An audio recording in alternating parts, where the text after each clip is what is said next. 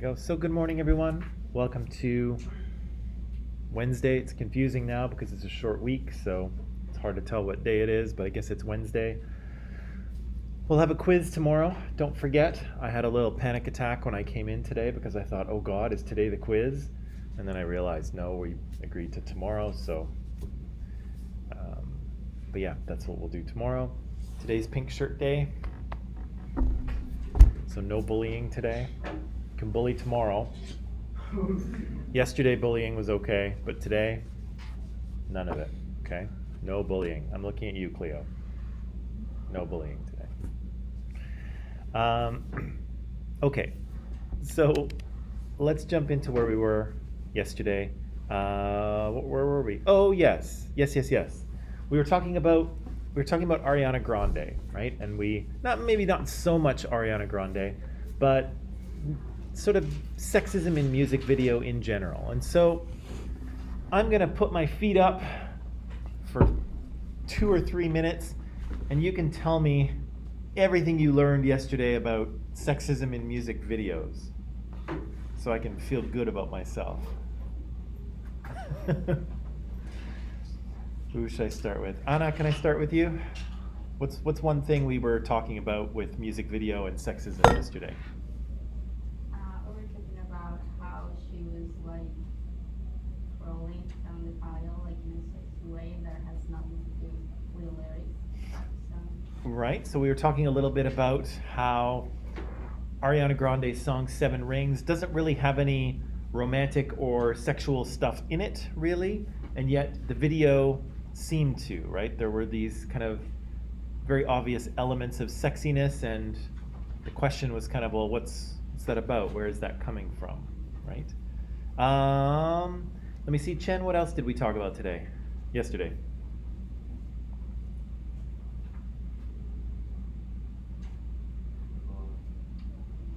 What is it? Say no without consent. Yeah, good to remember, right?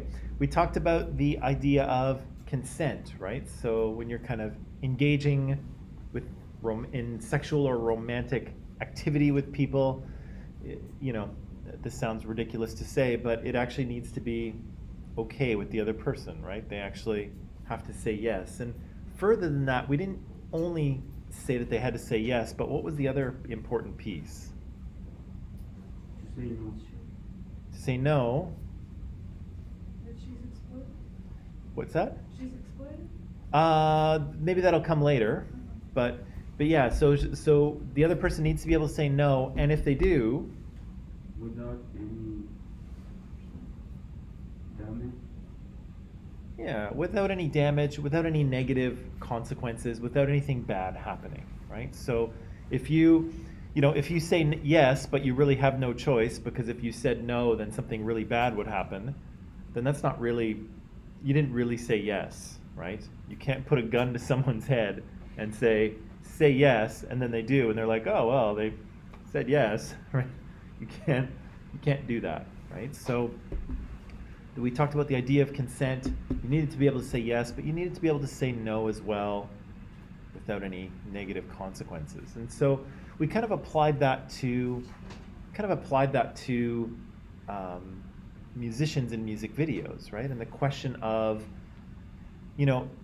is the sexiness in music videos, should we see it as, like Arena mentioned, is it exploitation, right? Are these female artists being exploited for their sexuality? Are they being pushed to use their sexuality to sell music and merchandise and concert tickets?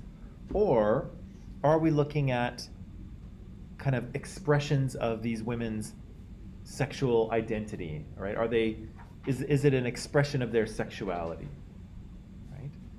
How do we know the difference? It seems like an important one, I think. I think it's an important one, but how do we know?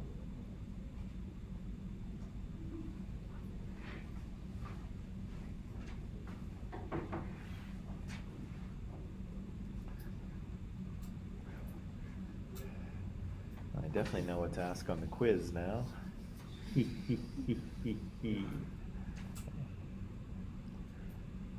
How can we know?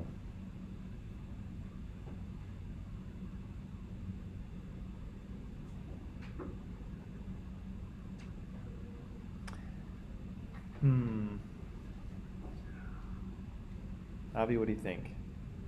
Could you repeat the question? Yes. How can we tell the difference between sexual empowerment, right? Somebody expressing their sexuality and saying, "This is who I am," or how do we know that from sexual exploitation, where these people are being kind of pushed to maybe express themselves more sexily than they might want to? It's a weird word.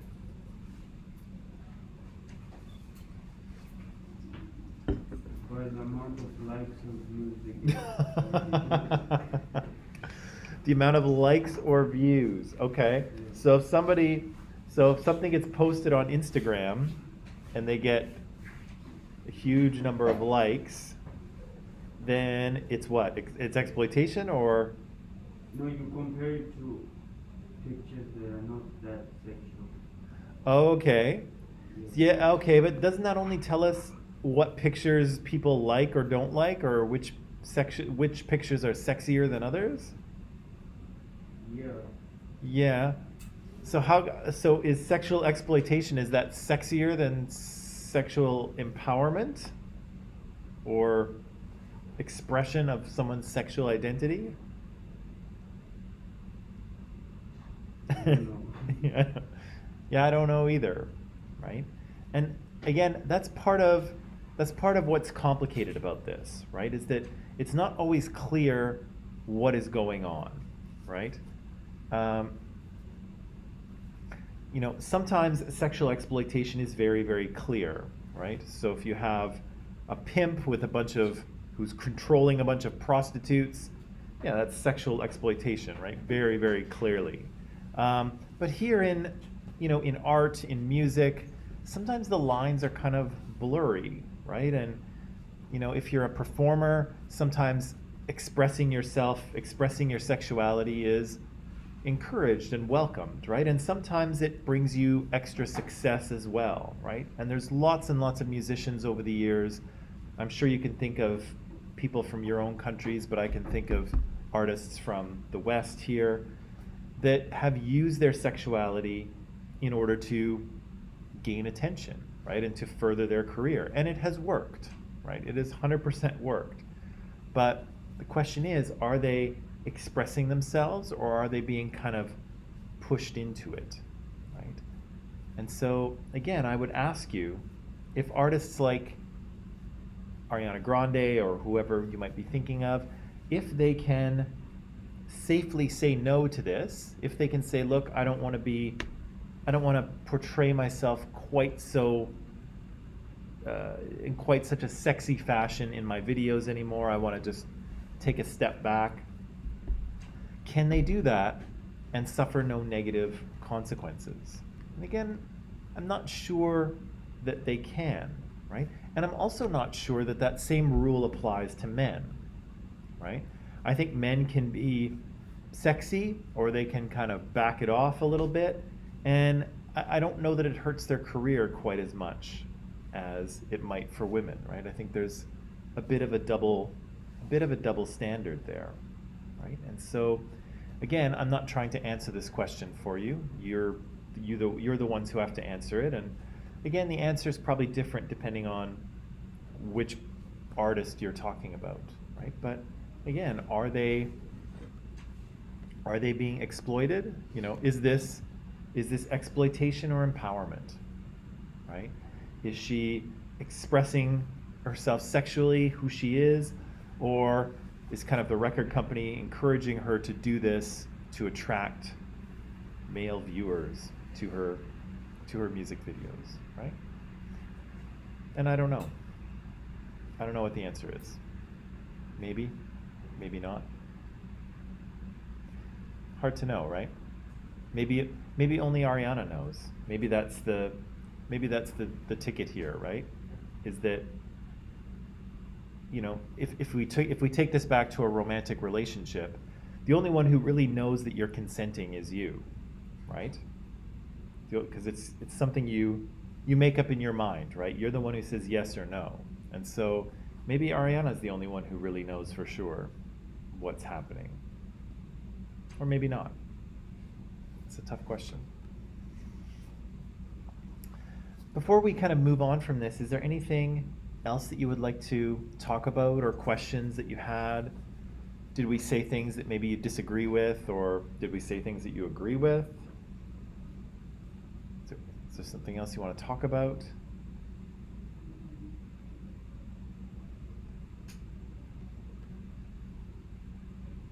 No? Everyone's just gonna, all right. Okay, so the other thing I'll just point out very quickly is that we don't have to talk, well, we won't talk about this because it's probably a bit much for this course. I actually used to talk about it a little more, but I don't anymore. What we're also seeing with a lot of pop music is kind of a blurring of the lines between porn and between music video, okay? And a lot of the kind of sexualized dancing you see in music video is kind of borrowed from the world of porn. It's borrowed from the world of like strip clubs and stuff like that. And sometimes you even see, I don't know if you see it so much anymore, but you used to see music videos that are actually set in the strip club, right? And so there's kind of a blurring of these two worlds. And again, I won't dig too deep into it, but I would like you to kind of think about that, because one of the things that if you look into the world of porn, you'll see it's a world that nobody really talks about, right? Almost nobody admits to watching porn. Almost nobody. If you ask people on the street, don't ask people on the street, but if you ask people on the street, they would say no.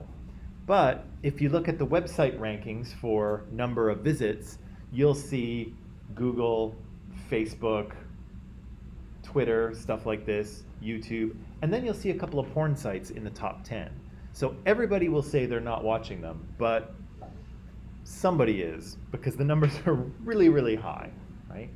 But because it's an area that nobody talks about, it's an area that can't really be critiqued, right? It's an area that we can't really look at and expose problematic social messages, right? So if there's racism or sexism or abuse of women or misogyny or any other kind of nasty stuff going on in porn, nobody can really critique it because nobody talks about it, right? You'll never hear someone come in and say, oh, you know what? I was watching this porn last night and it was so racist. Nobody will ever say that, right? Because nobody will admit, because then you're admitting to having watched it in the first place, which usually nobody does, right? So it kind of exists in this world apart where nobody can touch it, right? Because if you admit that you saw something that you didn't like, that means that you saw it. And then it's like, oh, you watch porn? Oh my gosh, and people will make judgments about you. And so, not that I'm saying porn is good or bad, that's a whole other conversation.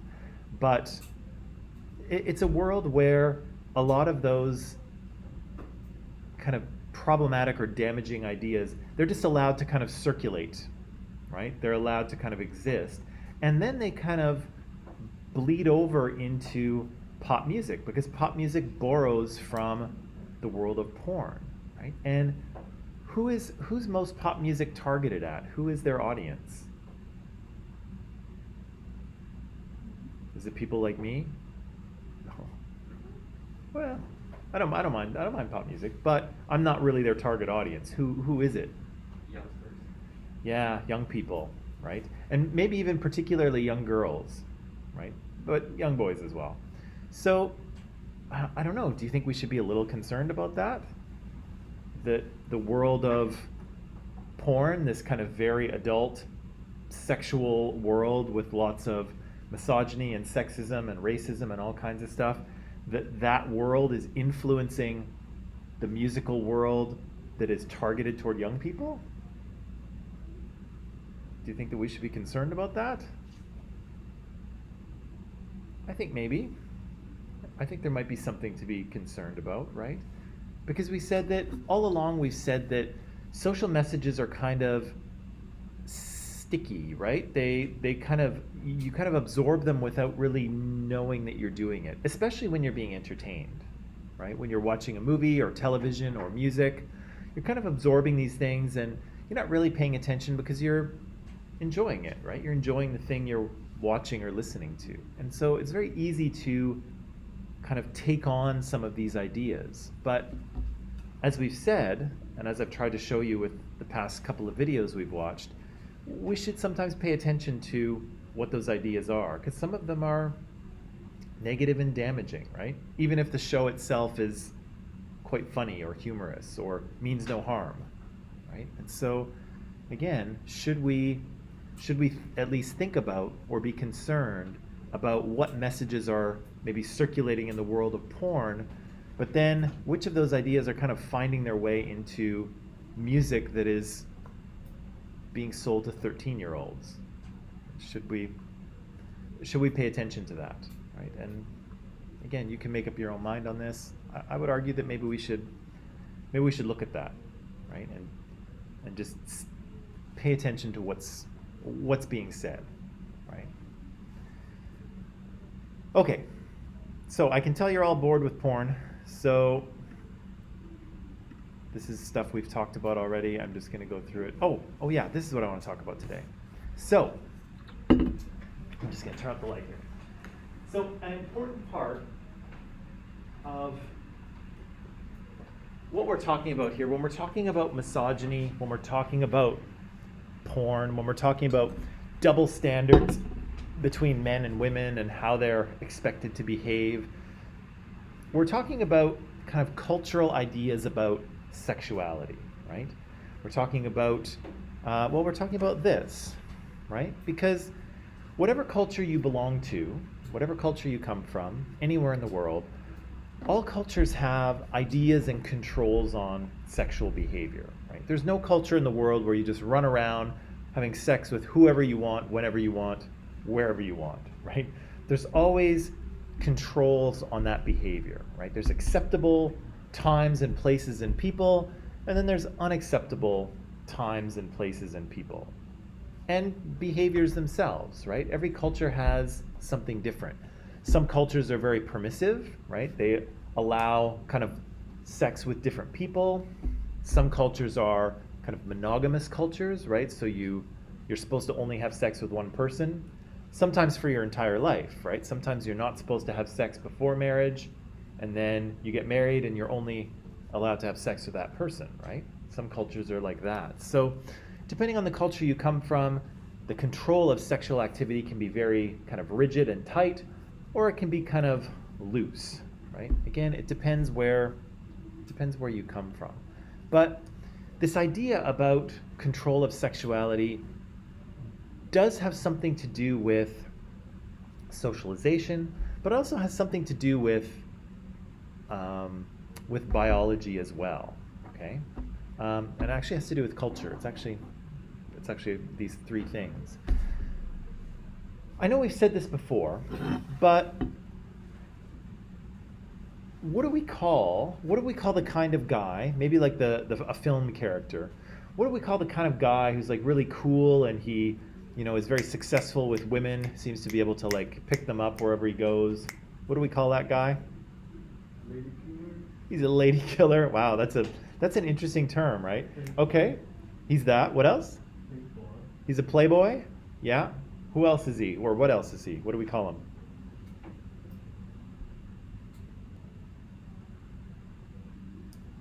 What do we call him? Sometimes he's a player, right? Although maybe that's a bit of an older slang, but player, what else is he? Anything else? Would you agree, though, that kind of character, society kind of likes that kind of character, right? That guy gets high fives from his friends, right? He's successful with the ladies, right? That's cool, right? That's something that society usually says is cool. But what about a woman? What do we call a woman who has lots of guy friends and is, hooks up with guys very easily. What do we call her?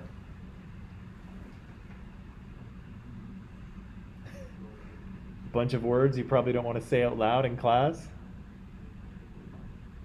Yeah? We know what we're talking about, right? Well, slut is probably one of them, right? And then there's a few others, which I don't have to go into.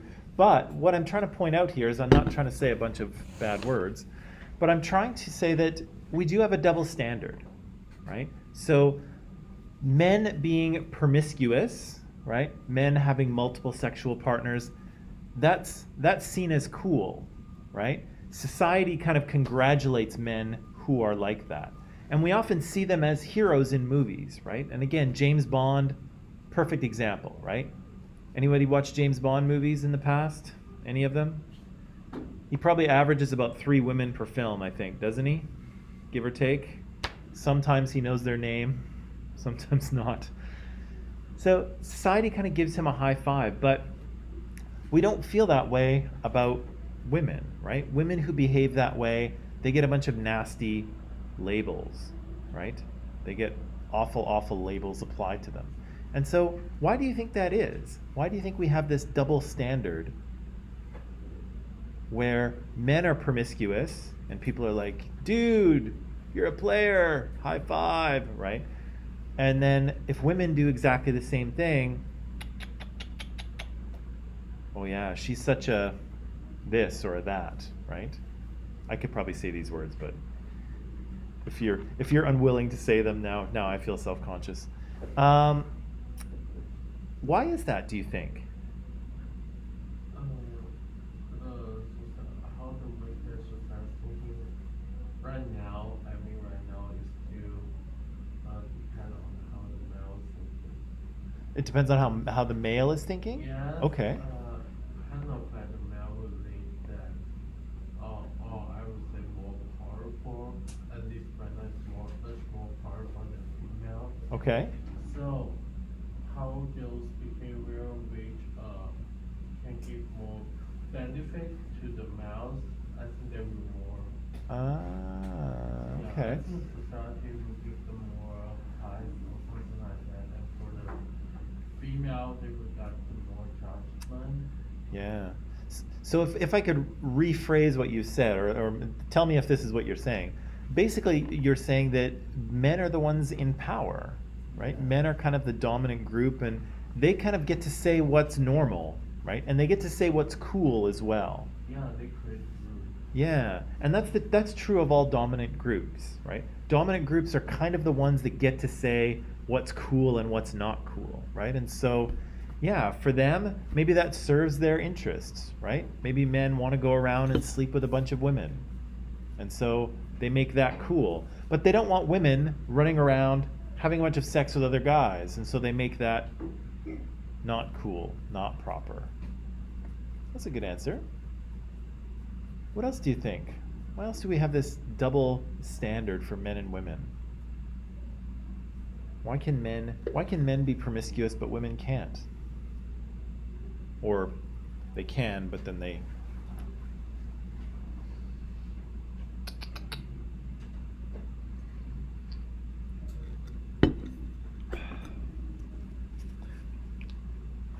Would you at least say that that is correct, that there is this double standard? Can we agree with that? Okay, so we can agree with that. We have some ideas about why, but maybe we're not entirely sure. Okay. So, let's look at this. Let's look at the control of sexuality, and let's look at gender differences, okay? And so to do this, so I just had a slide here talking about what those gender differences are. And we've talked about some of them already, right? And again, these don't apply to every culture. Maybe they apply to yours, maybe not so much. But here in the West, we said that man is kind of expected to be the dominant one, right? The pursuer, the one who's in control. If the guy is promiscuous, that's usually seen as cool as well. But women are expected to be different, right? Women are expected to be submissive. They're supposed to be the one who is pursued, the one who is chased. to submit to the control of women, but also to be sexually chaste, right? That's the opposite of promiscuous, to not sleep around with everybody. Right? So, yeah, so why, right? Sorry, I'm jumping ahead a little bit. This is what I'd like to show you. It's a TED Talk by a guy named Christopher Ryan. Okay, Christopher Ryan, if I recall, is a psychologist, and he wrote this book called Sex at Dawn, and he wrote it with his wife Casilda. I can't remember her last name. Wrote it with his wife Casilda, and what he's trying to figure out is an evolutionary question. Okay, so we've been talking a lot about society and socialization. Here, Christopher Ryan is going to talk about not socialization, but biology. Okay. Sorry, I'm just going to copy this link here. He's going to talk about the biology, and the question his book is trying to answer is this: why did humans evolve the sexuality that they did? Okay, so if everybody's seen a nature documentary, right? Animals of the African savannah or whatever, and you see animals having sex, right? And they kind of show up and they go like boom, boom, boom, and then they're done, right? Usually it's not a big deal. There's no cuddling afterwards. The male lion doesn't bring flowers to the female lion. That's it, right? It's pretty quick, isn't it? Yeah, it's just like boom, boom, boom, and then they're done. But of course, with humans, it's a whole thing, right? There's dating and flirting, and then there's hand holding, and then there's kissing maybe for a while. Maybe some of us move faster than that, but sometimes there's a long thing, right? And then sometimes when we have sex with someone, we kind of continue a relationship after that, right? Sexuality is a big deal for humans, isn't it? It is, right? How many songs, movies, television shows are all about sexuality and romance, right? Boyfriends, girlfriends, married couples, sometimes sex, sometimes just like, puppy love in school or whatever. How many stories are there about that? Millions, right? Human sexuality is a big deal. For animals, not so much, right? Animals just like boom, boom, boom, done. Sexuality in humans is a big deal. It takes up a lot of our thought process, a lot of our lives. It's a big thing, right? Can we agree to that? Yeah, a big part of our lives, right? Romance and stuff like that. So Christopher Ryan's question is, why? We could have reproduced just as easily by going boom, boom, boom, right? It works for the lions, right? And pretty much every other animal out there, they all reproduce, do they not? They're all still around, are they not? Yeah, so that works. But why would humans elaborate this so much? Why do we have so much more happening around our sexuality? Why isn't our sexuality just like the animals, where we just kind of quickly do it and then move on with our day? Right? Because we don't. So we're going to watch this. We're going to watch this TED Talk here by Christopher Ryan. And while we're watching it, I want you to pay attention to three things, okay? The first thing is this: what is his argument? Okay? And I'll give you some time after the TED Talk to talk to each other to try and figure that out. Because it's one thing to try and figure it out when you're reading it, but when somebody's talking, it's a little more challenging, right? So try to figure out what his argument is, okay? The second and third question we'll talk about just a little bit after. I want to talk about what he means when he says that men believe they have some right to monitor and control women's sexuality. I want to talk about that. And the third thing he'll say, and he'll say it just really quickly, that's why I want to spend some more time on it, is that women's sexuality became conflated with property rights. Conflated is another one of those fancy words. If you want to sound smart, use conflated. It means like combined or kind of confused with. It's made into one thing when really they're two things. Okay? So how did sexuality become conflated with property rights? So we'll talk about those two questions after, but the first thing I want you to pay attention is, what is Christopher Ryan arguing? What is the main thing he wants us to believe? And what are the supporting ideas or premises he uses to support that idea? Coolio? Okay. Christopher's also kind of a funny guy, or at least I think he's kind of a funny guy, so maybe you'll enjoy the talk. But let's watch and see how it goes, okay? So if you're online there this morning, there's a YouTube link in the live chat that you can use, and so we'll watch the video and then we'll come right back, okay, guys?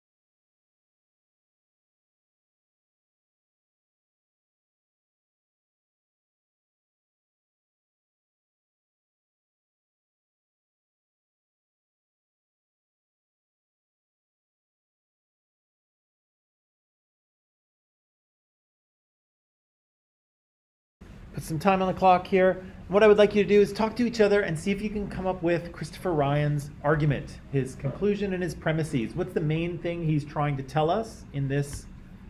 Sorry, I'm going to put on screen for you. What's the main thing he's trying to tell us in this TED Talk, and how does he support that conclusion? Okay, what are his ideas supporting it? Coolio? All right, go for it. Talk to each other. I'm very eager to hear what you have to say, as I usually am.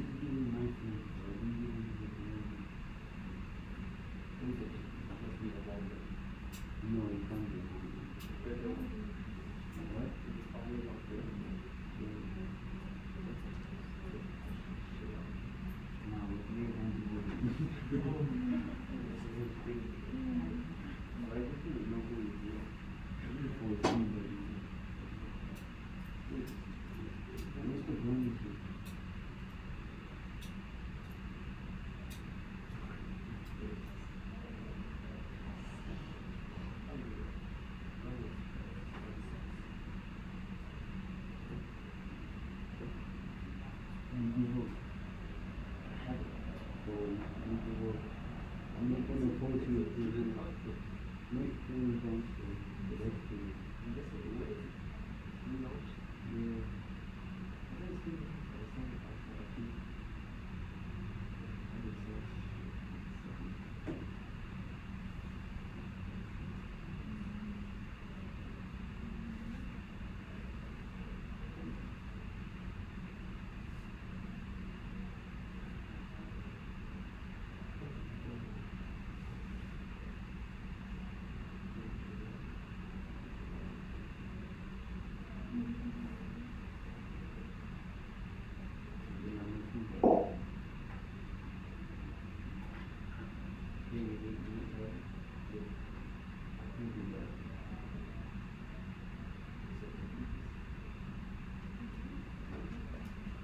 All right.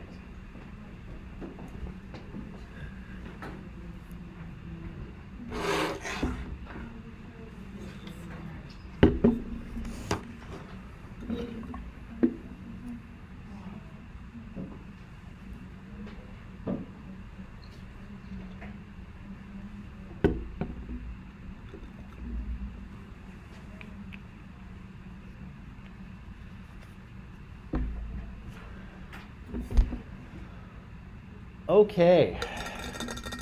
Very interested to hear what you have to say.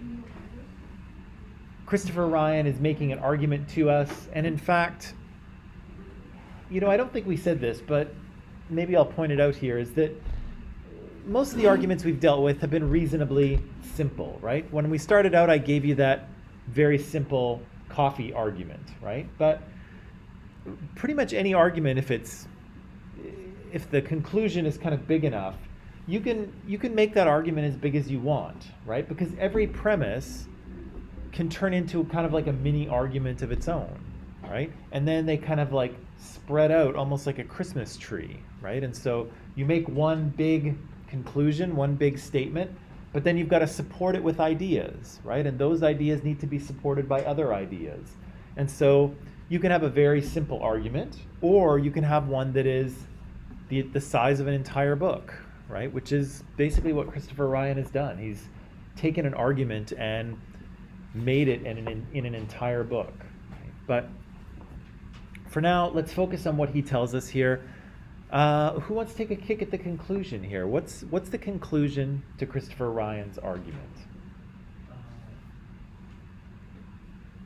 How humans create history, sexual,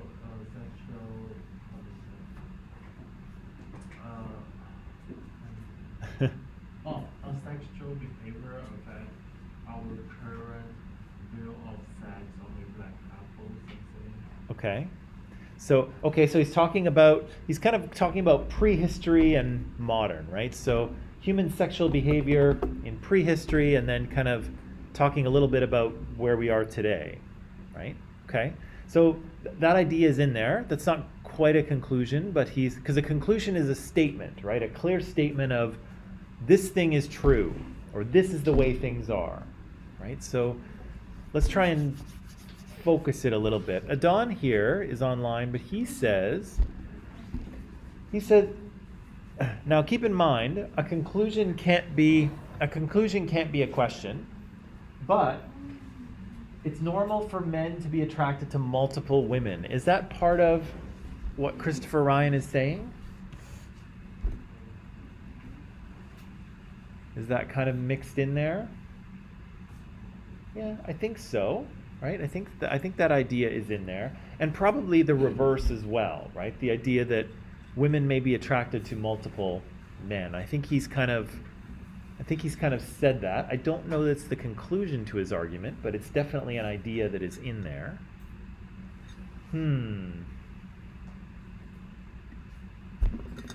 What do you think? Conclusion. Anna, what do you think? We said monogamy and pair bonding is outdated and not useful. The idea of pair bonding is outdated and not useful. Okay. All right.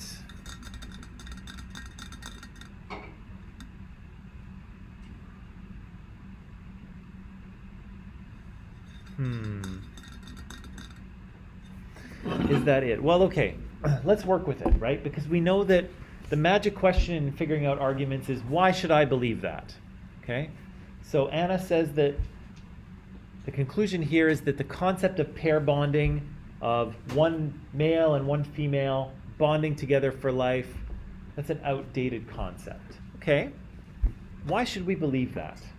What reasons does Christopher Ryan give us to believe that conclusion?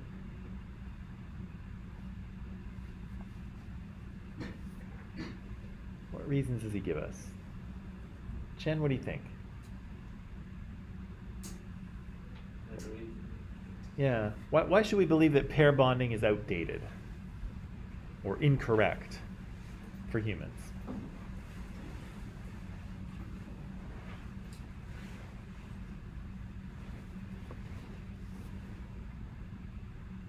Because he's looking at the chimpanzee's perspective. Okay. Yeah, he's comparing us to other primates, right? He starts out by talking about the idea that we are primates, we're apes, right? And so what kind of ape are we, right? What are we like? And so he shows us this, doesn't he? Where is it? He shows us this. Right? He compares us to other apes in a bunch of different ways. Right? And what does he...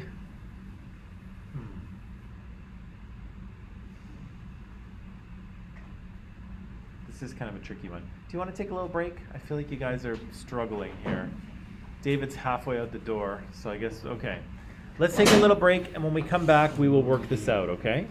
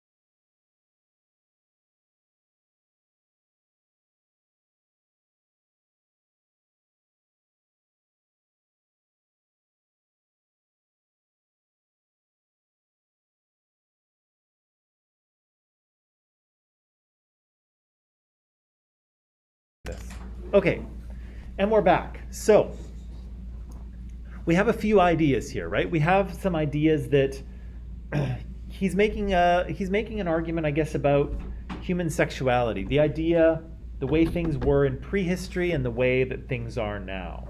He's also talked a little bit about comparing us with different kinds of apes, right? And he says that genetically speaking, we are most similar to chimps and bonobos and humans, right?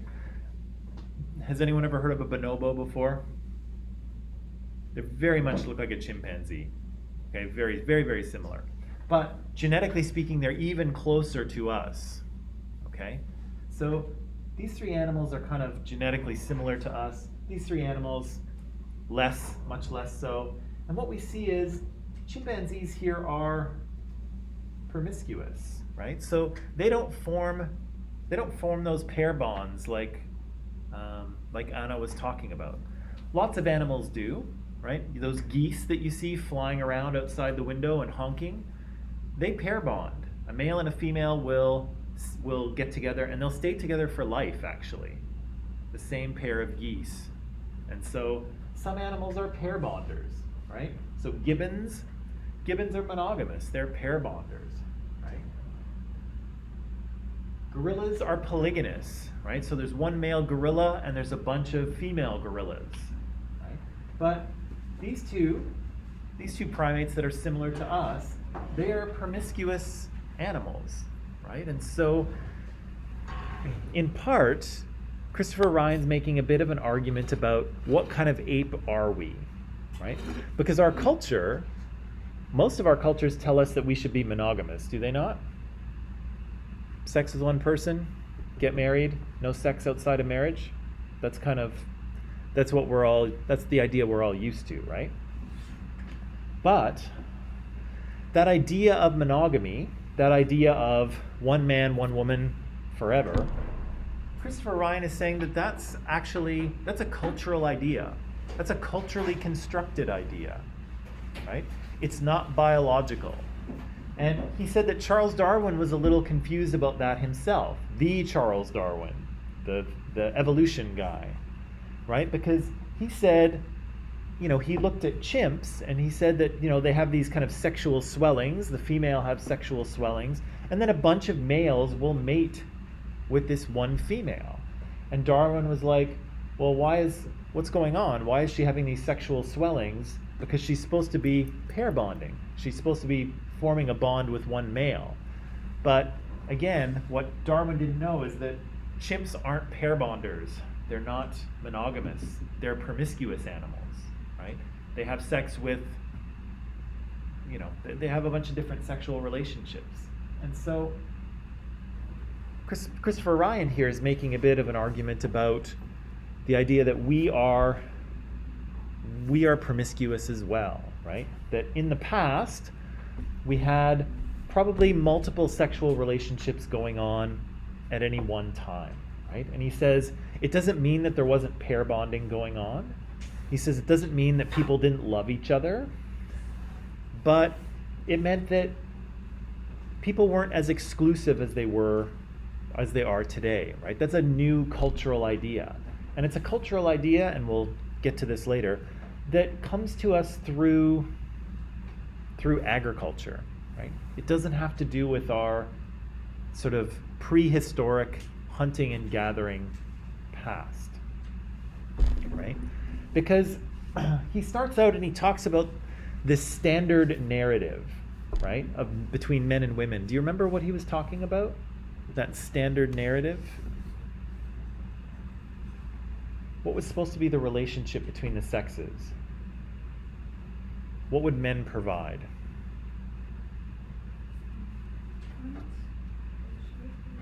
Yeah.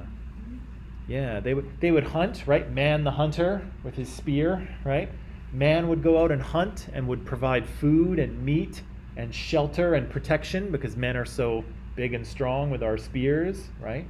And what would women trade for that?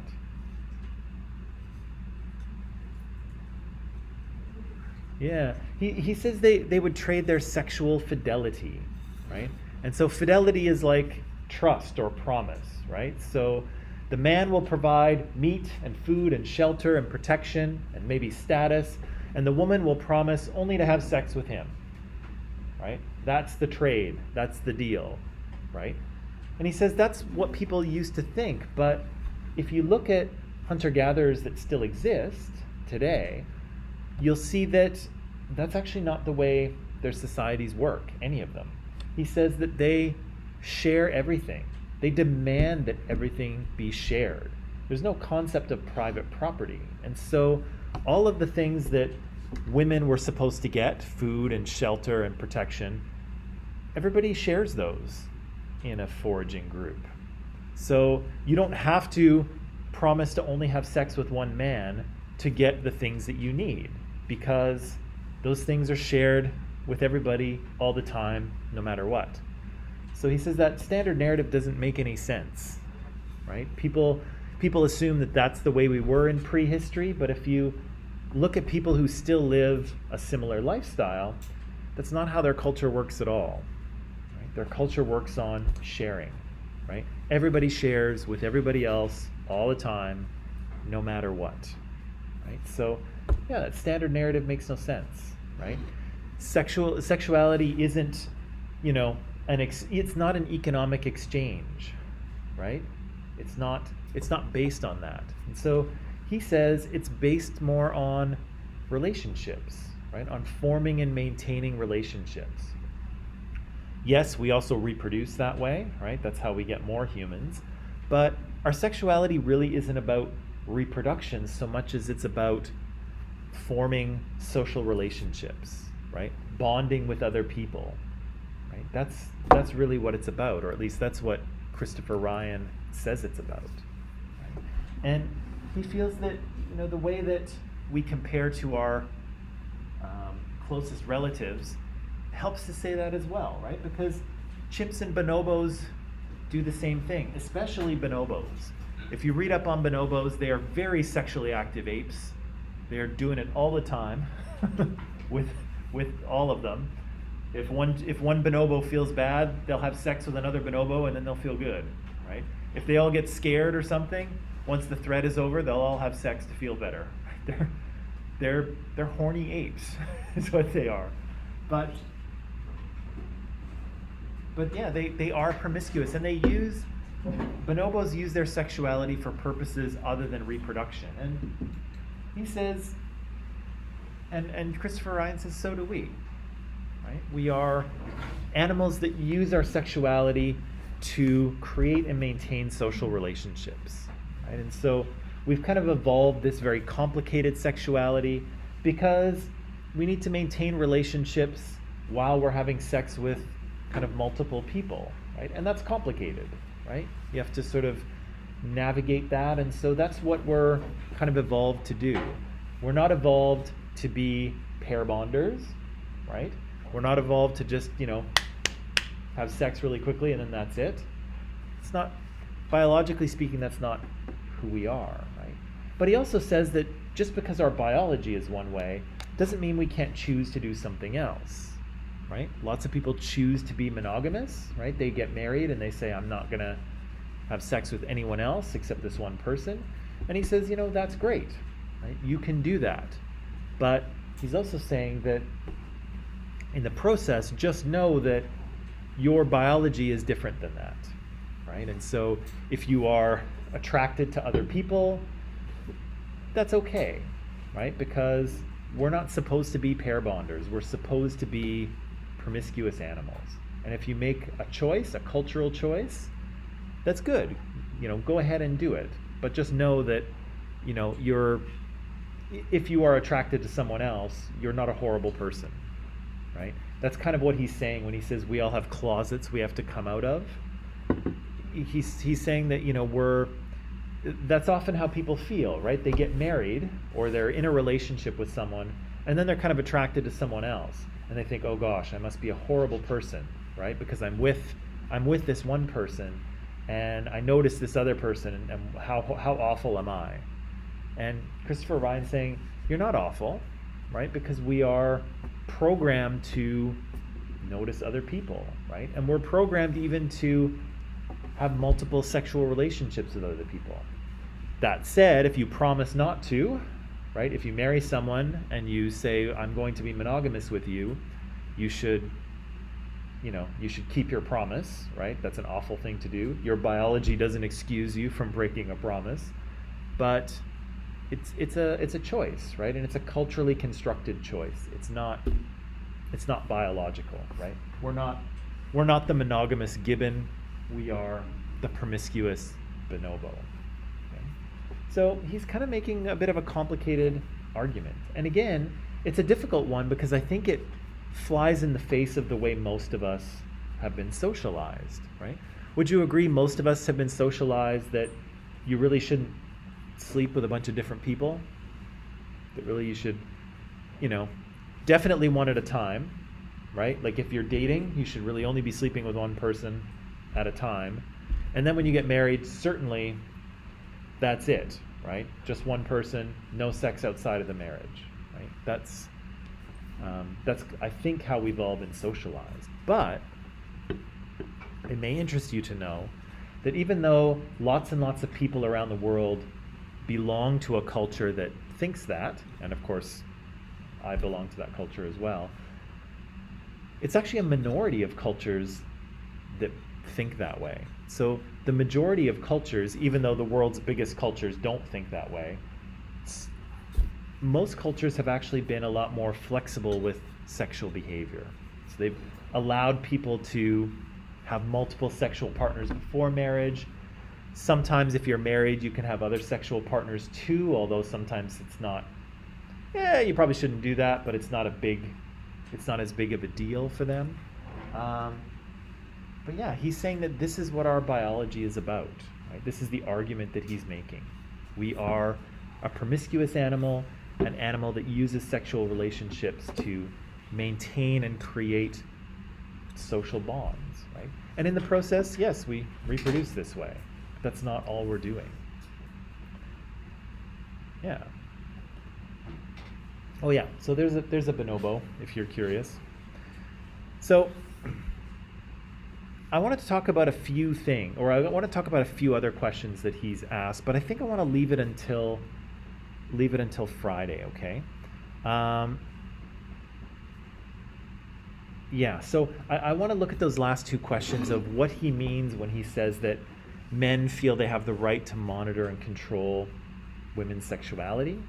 And I also want to talk about how women's reproductive rights or their sexuality becomes conflated with property rights. Okay, I want to talk about those two things, but I'm going to leave it until Friday. Because the first thing I want to talk to you before we go, I'll let you out just a little early today. The first thing I want to talk to you about, of course, is the quiz. We'll have it tomorrow. It'll be from classes 19 to 26. Okay, all of those are posted on Microsoft Teams for you to look at. Same kind of format as before. Now,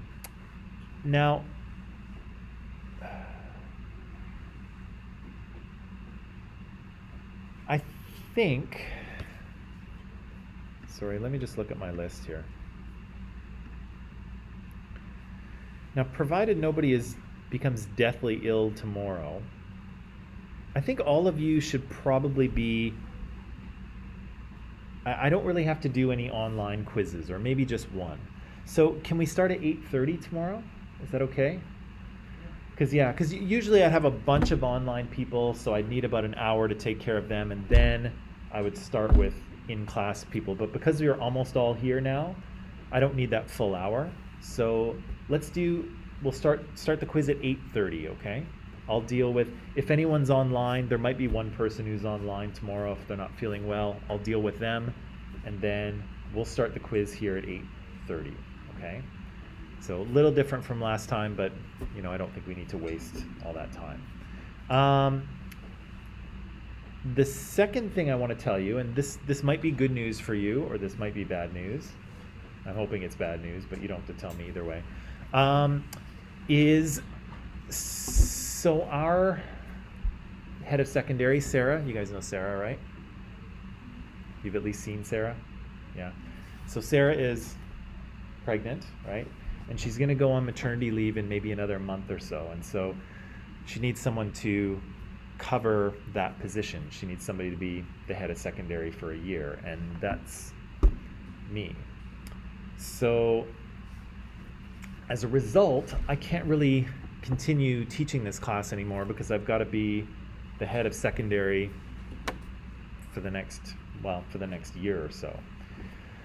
So what's going to happen is Miss Jamie is going to come in and finish this class with you because I can't do both this semester. So even though, which I'm kind of not happy about, I really don't want for that to happen. I really don't like to kind of leave halfway through like that. I really don't like it, and I almost didn't take the position because I didn't really want to give up my classes, but I kind of eventually got myself to feel okay with it. I know, right? I know. Like I'll still be here. I'm not dead yet. Yeah, so I almost didn't do it because I didn't want to give up my classes, but I was convinced that I can't really do both. I can't teach and be head of secondary, so I'm going to so Miss Jamie's going to pick up this class and she'll be here with you for the last few weeks. I don't know when that's going to happen, maybe Monday, but next week Monday, but we'll see. We haven't figured out the exact day yet, so we'll work that out and I'll let you know. But I just wanted to let you know beforehand that's what's going to happen. So yeah, if that makes you happy, you're welcome. If it doesn't make you happy, then I'm sorry. I apologize. I didn't really want to, leave halfway through. I think that